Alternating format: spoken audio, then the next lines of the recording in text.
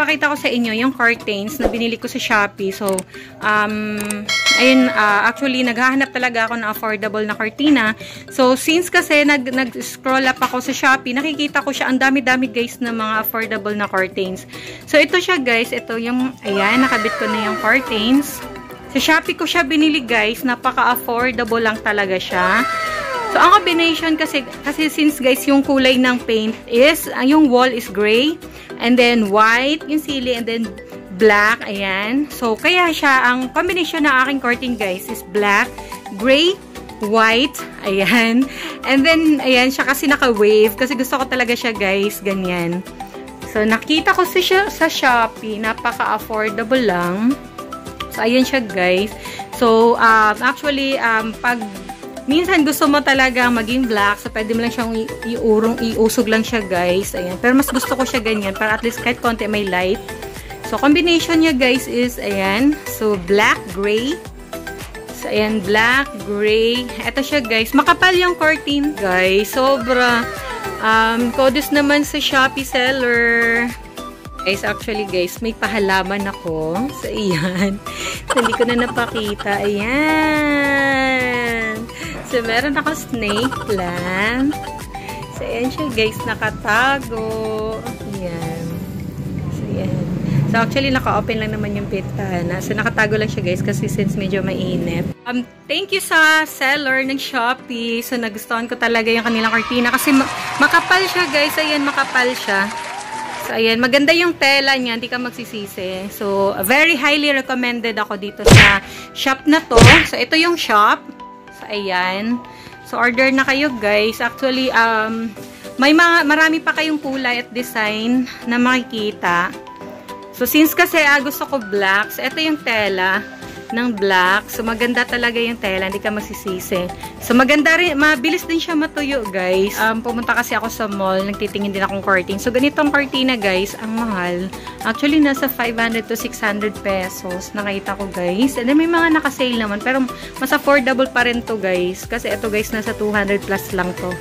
So, ang kapal ng tela niya, guys, maganda. So, ayan. So, yan yung maganda, guys. Maghahanap-hanap tayo ng affordable pero elegant.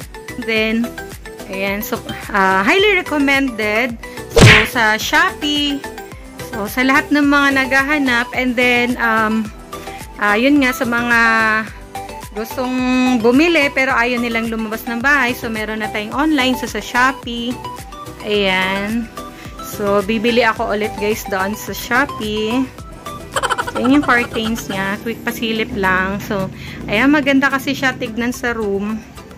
So, ayan, maganda siya. Actually, guys, nag-iisip pa ako kung ano pa yung idadagdag ko dito. So, may binili ulit ako sa Shopee. So, isasama ko yan sa vlog ko. Kung ano yung binili ko dyan na nagdadagdag siya ng ganda. So, ayan. So, i-vlog ko yan, guys. So, ayan siya. So, simple lang. Pero, elegant. Simple and elegant. Guys, nagdagdag din ako ng coats. Kasi since isa lang kasi to dati. So, ngayon, nagdagdag ako ng dalawa. So, ayan, combination naman niya white. Ayan, white, then gray, and then black. So, nakalagay dito, guys, wake up with determination, go to bed with satisfaction. So, ito namang isa, guys, ayan. Ito yung pinakagusto ko. Stay positive. Take a deep breath. Keep moving forward and don't look back. Everything is working out for your highest good. Embrace and trust the process. Yes, ayan. So, totoo naman talaga yan, guys. So, be positive always. So, kahit anong mangyari, don't give up. Ayan. So, yun yung mga gusto kong quotes. So, ayan. Sa mga gusto mag-modify, so gusto mag-transform ng kanilang bedroom, ng kanilang room. So, hindi naman siya totally magastos. Dapat piliin nyo yung affordable and high quality. So, mostly kasi lahat ng nandito, guys, sa Shopee ko siya nabili. Ayan. So, next naman is order naman ako ng bedsheet. Yung bedsheet naman is iteteron ako siya, guys, sa kulay din ng pintura.